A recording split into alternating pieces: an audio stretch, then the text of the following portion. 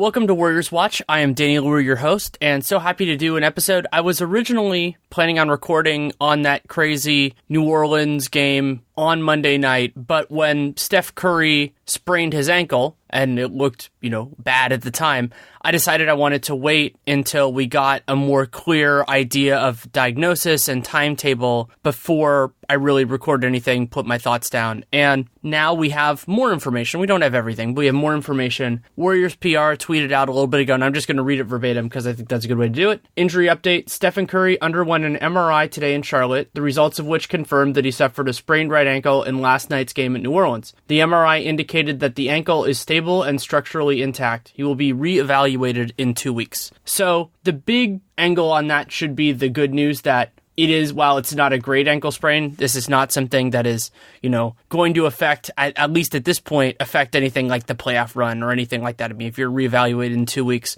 you're not really dealing with that timeline. So that's overwhelmingly good. The Warriors are focused on April, May, June. I've written about this before for The Athletic. I've talked about it before on this and other podcasts. It is an unusual place to be for the Warriors that, as an organization or even for really any team, that everything before that is kind of prologue. And so then you start to think about, okay, well then what's the next stage factor? And so reevaluate in 2 weeks does not mean back in 2 weeks. What reevaluate in 2 weeks means is he is absolutely out for the next 2 weeks, barring, it's not like it's a ironclad thing. If he's better earlier, they're allowed to bring him back. It's not binding in that way. But basically, don't expect him back at any point in the next 2 weeks. And then at that point, they'll look at him again and say, what is it now? And so maybe it'll be soonish, maybe it'll be another week or two. And we know the Warriors are going to be very judicious about this, especially because they, by Kerr's own admission, probably let Kevin Durant play with an ankle sprain when they shouldn't have, and then that lingered for an extra couple games. And the Warriors, while they are, threatened by good teams in the Western Conference in terms of seeding, it is not that threatening. And so the other big element, and I tweeted a little bit about this on Monday night, is that the timeline is actually pretty fortunate for the Warriors, because the next 2 weeks, and I thought about that long before they had the official timeline of that it'll be reevaluated, they only play 4 games in that 2 weeks. The remaining 2 of the road trip in Charlotte and Detroit, and then a quick 2-game homestand with Portland and Dallas. So Curry is definitely out for those. I would also treat him as out for the Kobe retirement ceremony in LA, which is 2 weeks from Monday. So it's 2 weeks from when the injury occurred, but it's less than 2 weeks from today's announcement. So I think that even the most optimistic people would probably treat that as an out game. Then after that, they're home for the rest of December. They're home at games against Memphis, the Lakers again, the Nuggets on a back-to-back, then Christmas against Cleveland, which is their 3rd game in 4 nights all at home. And then they have another 3 and 4, Utah, Charlotte, Memphis, and then that's what leads into the new year. So my general assumption with these kind of things is when a guy is out for a period of time and then reevaluation, this is just a rough rule. It is by no means gospel. I usually take about half that time and say maybe that's what they could get in, just to have a conservative estimate. So if that were right, then he would be back sometime around the Christmas Day game, which I would assume there is some desire from the team, obviously from the league's perspective, and probably from Steph himself, to have him back for that game. We also don't know if Isaiah Thomas will have returned by that point for Cleveland. So yeah, that's a pretty solid rough estimate, and maybe he would want to come back if that's so high profile, maybe in that Denver game if he's ready for that one, just to kind of test it out, because it's always tough when a guy misses time with an injury to have their first game be so high profile. But again, it's the Warriors, it's regular season. Nothing is that big for them. So like, oh no, if he's struggling in the Christmas Day game, the Warriors are sunk or anything silly like that. So it does impact the Warriors in a couple of big ways. Obviously, they have to get more offense and more shot creation for themselves and for other people by the remaining All-Stars and by the remaining players on the roster. I mean, that was something I've talked about before as a structural weakness of this team, with having Curry and Durant play so much together. Those guys do really well, but the team doesn't really have those other dynamic offensive players. I mean, they have guys like Nick Young that will take shots, but they're better if other people create them for him. Same thing with Klay Thompson, though Klay has gotten better to his credit. And it's not like those players are available on the scrap heap, or that the Warriors could even really get anybody off the scrap heap, because they still have 15 guys on roster, and it would take a lot more injuries is for them to get a hardship exemption. And even then, I don't think they would in this specific case, unless the other things were way more severe. And of course, nobody wants that. So what they're probably going to be relying on is a patchwork quilt of Sean Livingston, Patrick McCaw, and then two-way player Quinn Cook. Quinn Cook played for Duke, actually was involved with the Pelicans last year, and this is exactly why I wanted a two-way player that was a point guard for that last spot, because they get 45 days up with the big squad before you have to make a decision on it. Cook is not essential for this team, but also that doesn't require a roster spot. So they can give him that time. I would say that the estimation should be that Quinn Cook will be a small part of the rotation unless he earns more minutes, but that he serves as a fallback, either for games when McCaw's not doing well, Livingston isn't right, or of course if those guys have scheduled rest or anything like that. And that's good to have. And I wouldn't worry too much about the 45 days. The other element of that is that if for whatever reason Cook does push on the 45 days with the NBA team, then if they didn't think he was the right fit, they can just get a different two-way player, as my understanding is, especially because Chris Boucher, the other two-way guy, is still recovering from an ACL tear. I can't remember exactly what the rules are in terms of how the days structure work, but I think that would be okay. That if it gets close, that's something I'll look up and write a piece on, but I don't expect it. And obviously, Livingston, McCaw, Cook are all very different players than Steph Curry. They can't pull up off the dribble in the same way that he can. They aren't as big of threats in transition, either with the ball in their hands or as an off-ball player as he is.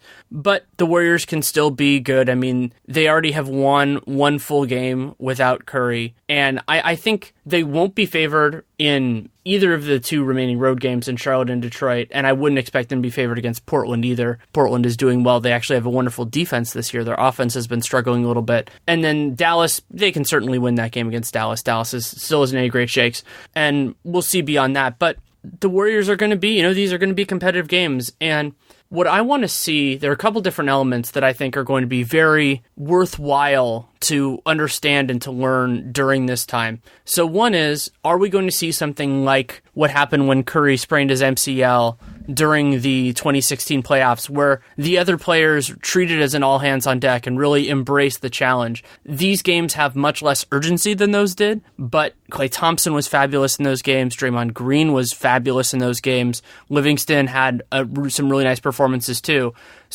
And now they have Kevin Durant. They didn't have Kevin Durant then. And so we'll see if they really embrace that, or if they just kind of go, okay, we're a little bit of a different team now, and they, kind of grind it out a little bit more. And then the other big part is how this affects, or if it affects, the way that Coach Kerr and the coaching staff handle rest and workload for the remaining players, because they've been extremely judicious throughout the season, to their immense credit, with this team, understanding that it's the long game and, giving scheduled rest to David West, to Andre Iguodala, to Draymond Green. And, if they do that now with their best players, it makes it even less likely that they're going to win. So will they continue that? Will they basically say, hey, we're still playing the long game? Or will they say, you know what, let's not? And also, we could get a good indicator of that in the game against Detroit. But as I said, the schedule's really spread out. So they'll have had a travel day before that, and then they will have a travel day and 2 days off after that. So they don't have to be super cautious there. I mean, sometimes the last game on a road trip can be rough because of all the accumulation. This is the longest road trip for the Warriors the entire season. But I want to see how they handle that. And then the other element is, which guards do they use in which spots, and how do they change it around? Because Curry was really the linchpin of the Warriors' rotation because of what he wanted, and because, of course, when a player is as dominant and has as much equity as Steph Curry does with the Warriors, you listen to what they say. And so Curry preferred to finish the first and third quarters, and then, he would have that rest at the beginning of the second and the fourth. They probably won't handle it that way with their other guys. And so I'm advocating, I have in the past, and it happened in this game because Livingston was suspended. It happened in the game before against Miami because that was the game when Livingston got tossed. But I've wanted to see Patrick McCaw as the nominal point guard with the second unit. I think we're going to see a lot more of that just because they're going to use different alignments, different affiliations. And my instinct is that they're going to do something similar to what they did in the playoffs that couple of years ago, where they have Livingston start, but he still doesn't play a ton of minutes. I think that's going to be what they do, and have McCaw, have Quinn Cook. And then something else I expect to see in a couple of different situations is the Warriors going without someone that would be considered a traditional point guard. I mean, they already have Sean Livingston, who is not point guard size, but what I'm talking about here is playing like Nick Young and Klay Thompson together in the backcourt. Klay already guards ones all the time, so it's not that big a deal. They have enough ball handling in Durant and Iguodala and Draymond Green to make some of those lineups work, and I think we'll see that a little bit more often. One place they could actually try that is on the second unit, playing Young and Thompson together, especially because a lot of teams have their second unit point guard out there, so you're not really worried about Klay expending that much energy defensively. And if teams aren't playing their best, opponents aren't playing their best defensive talent, then that could give them an opportunity to get by offensively with some strong defense, and those two, Klay and Nick Young, largely hitting a lot of shots. So I want to see how all those elements get together. And the idea of, which is entirely different from the other times in recent history, because remember, Curry's ankle stuff was all before the Warriors were a contending team. If you want to read more about that, you can read it in my book. But the other injuries that the Warriors have had, in the significant ones, have really all come with the playoffs either on or bearing down. So Bogut's injuries in the playoffs, Curry's MCL sprain, Durant's MCL sprain, which came, we didn't know if it was going to run into the playoffs, and then Durant's subsequent injury in the playoffs. And so you have all those things. And so in all those circumstances, there was a greater sense of urgency because we were getting close to the finish line, whatever finish line that was. And this is different. This is a straight early/mid-season injury where the Warriors are well positioned. I mean, with everything else, they're 19-6 after the win against New Orleans. So they're well positioned to kind of get what they want. And the last thing, because I know people are going to ask about it, is, well, how does this affect where the Warriors are in terms of the standings? And it could end up mattering a little bit. I mean, so Houston has been on an absolute tear. They only lost one game in the month of November. That was to the Raptors in Houston. Pretty impressive win by Toronto, by the way. And they've been phenomenal since Chris Paul got back, because they've done some staggering with those two, and then when they play together, they've been gangbusters as well. So if the Rockets keep playing well, there's a serious chance if the Warriors drop an extra game or two or three during this time that it gets competitive, or that the Rockets get the number one seed. There are two reasons why I don't think that's a big deal. One is it's far from definite. I mean, the Rockets are another team that has dealt with injuries at various moments. I mean, Chris Paul was gone for a while. Harden has had stuff. And they are deep, but they're not necessarily deep in the ways that are really replaceable other than at center, because they have Nene and Tarek Black and Capella. So they can kind of mix and match a little bit there. So, if Houston is fully healthy and the Warriors are not fully healthy, then yeah, Houston can absolutely pass them. But then the bigger part is, I don't think the Warriors care that much about Houston or the other team that's a real contender here, Boston, getting home court on them, just because those teams aren't, they don't have the track record against the Warriors. They've done a good job defending Harden. I am a believer that the Rockets are the greatest threat to the Warriors. And of course, them having home court would make a series win more likely. It always does. There is a chance that Cleveland would. I think this is a worse Cleveland team than last year, but they are figuring it out a little bit, and they're getting Tristan Thompson back next week, getting Isaiah back at some point in the near future. I would say probably by the end of the month. And so, yeah, if that happens, if they, for the first time in 4 times, if it's Cavs Warriors 4, if Cleveland has home court, that's a little bit different. But I wouldn't expect that right now. Really what this does is it tightens up the margin. So moving forward, the odds could be about even. So the Warriors will have to play better than those teams when they're at full strength, or be healthier than those teams in order to have home court. And we know that's something that Kerr really does value, but they have balanced in the last couple of years the ability to do so without threatening the balance and the rest and all of that kind of stuff. And I would be shocked if that was any different this year. And we're not seeing that, 73-win team just going out and trying to annihilate everybody. That's not what this Warriors team has done this year. So I wouldn't expect to see that change just because they might drop an extra couple games while Steph Curry is out.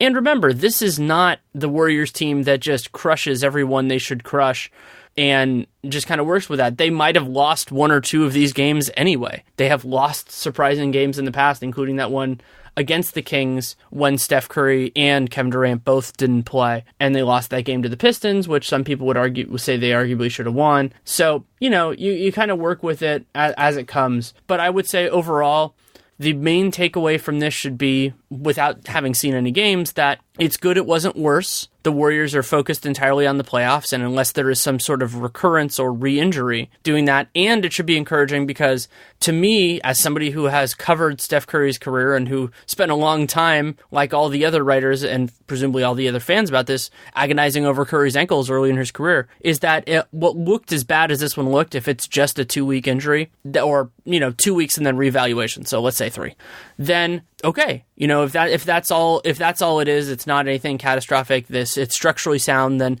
maybe some of those reputational elements with Curry that I've argued before have been outdated, maybe it's time to put a little bit of those fears by the wayside. And while ankle injuries are possible for everybody, heck, the Warriors' 2 best players have already had them this year, the idea that Curry's are particularly fragile, I think that idea can be thrown to the back of your mind. I wouldn't say it needs to be eliminated, but you can marginalize it a little bit. And then outside of that, I want to see what happens with these players, with this team. It's hard to call this adversity considering how good the Warriors are and that the fact that they're still better than just about everybody they're going to play and everybody they're going to play at least until Christmas. So it's adversity relative terms, but it's not compared to just teams that aren't good. So how they handle that, how Kerr and the coaching staff approaches rest, how they approach using the other guards on their roster, all of those things are going to be worth watching. And so now the Warriors become a lot more interesting for 2, 3, 4 weeks because we get to see what this team would be like without Steph Curry.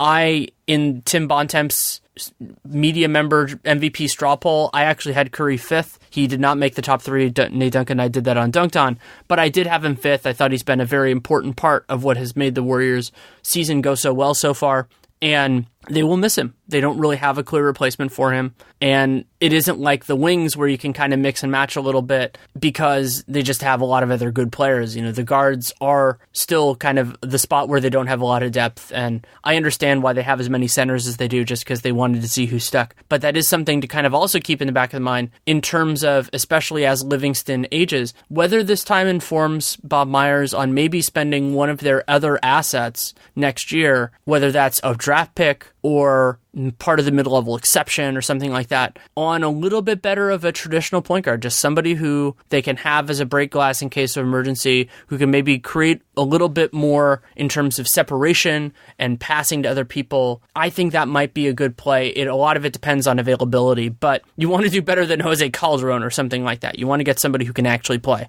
But it might be worth doing that instead of basically throwing all of those things at centers, especially if it looks like Jordan Bell and maybe Damian Jones and maybe Kevon Looney if he comes back for that small amount that he can come back for.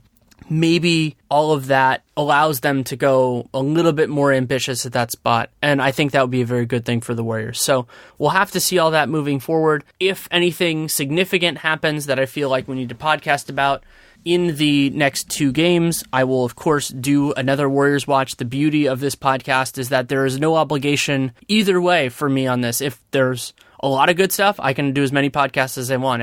If there isn't, I won't. And since I don't really have much of an obligation to advertisers or to any sort of overlings. CLNS Media has been super flexible with me on this, so I'll do what I want. I'll probably do a mailbag at some point, but I'm trying to figure out exactly when. And part of the reason I wanted to do this was to avoid doing a mailbag that was all on Steph Curry injury stuff. So this will stand for that. If you have any feedback on the show, good, bad, or indifferent, Danny Leroux NBA at gmail.com is the best way to do it. And again, that can also be incorporated in a mailbag. It's not just Reddit, Twitter. It can be emails all included. And if you are thinking about it as a mailbag question, let me know whether you do or do not want your name included, because that way you can't get mad. If you tell me, then I will follow what you do and you won't get mad. So that worked great. And you can do the same also for The Athletic. And if you're going to do that for The Athletic, try to use Danny at theathletic.com, because then I know where it came from. And so that can go in an Athletic mailbag, which I'm going to do as well at some point in the indeterminate future. Then the last thing, if you want to kind of keep touch with my thoughts on the Warriors, is you can listen to the Dunked On Basketball podcast. And also Nate and I are actually doing the Twitter NBA show, which is our second screen. Basically, it's like watching the game with us. We were providing commentary on it, or an alternate commentary track is actually the phrase I usually use. We're doing that for Hornets Warriors, and that is not changing at all with the Steph Curry injury. In fact, it has made us more intrigued by what could end up happening. So you can watch that, periscope.com, I think, /Nate Duncan NBA. It's Nate Duncan NBA's Periscope account, whatever the URL is. And of course, I'll be tweeting it out. Nate will be tweeting it out on Wednesday as we get closer to the game. So if you want to support the show, leave a rating, leave a review in the podcast player of your choosing. Subscribe, download every episode. Real big things you can do to help. And I hope you enjoy it. It's going to be a different stretch. I mean, this year's team has been more worth watching game to game than last year's team, just because it's been a little bit closer. It's been a little bit dicier. It's also been a little bit more contentious.